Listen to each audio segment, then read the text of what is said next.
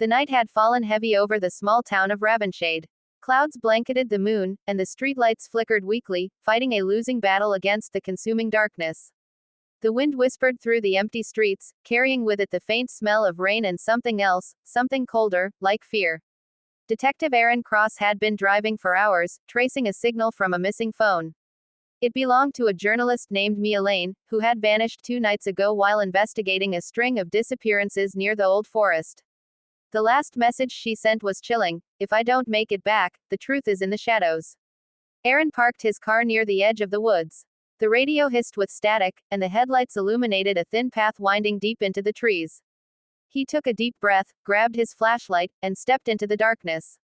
Each crunch of leaves beneath his boots echoed louder than it should have. The deeper he went, the more the silence pressed against his ears. He found remnants of an old cabin, half-rotten wood, vines curling over the windows, and a faint light flickering inside. The door creaked open with a reluctant groan. Dust danced in the beam of his flashlight. On a wooden table lay scattered papers, maps, and photos of the missing people. All of them circled around one symbol, a dark crescent moon drawn in black ink. Aaron's pulse quickened. He flipped open Mia's notebook that was lying there, her handwriting frantic and broken. "They're not human. They move when the lights go out. Don't look at their eyes." Suddenly, the flashlight flickered. Once. Twice. Then darkness swallowed the room. Something moved in the corner. Aaron froze, hearing slow footsteps circling him. The air grew colder, his breath turned white. He fumbled to shake the flashlight back to life, but when the beam finally returned, he saw a figure.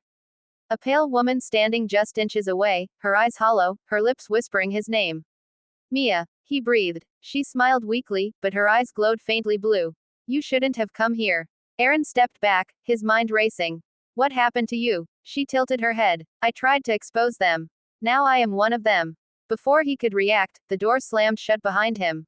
The light flickered again, and in that split second, dozens of shapes appeared in the room, shadows with human outlines, motionless but watching. The air vibrated with a low hum that crawled into his bones. He pointed his flashlight at them, but every time the light touched one, it melted into smoke. When the beam moved away, it reformed, closer than before. Aaron reached for his pistol, but the darkness thickened like fog, and the shadows swallowed Mia. Her voice echoed in his mind: "Run before the night takes you." He crashed through the window, shards slicing his arm, and stumbled into the forest. The flashlight flickered wildly as he ran. Every tree looked the same, every direction led deeper into darkness. Behind him, whispers grew louder, dozens of voices murmuring his name in unison. Finally, he saw it, a faint glow ahead. He sprinted toward it and broke through the tree line, collapsing near an abandoned road. The headlights of his car still shone dimly in the distance. But when he reached for the door, his reflection in the glass stared back with eyes glowing faint blue.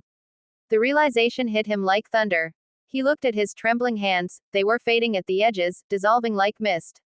The curse had already begun. He grabbed Mia's notebook from his coat pocket. On the last page, her final words seemed to burn brighter than the rest.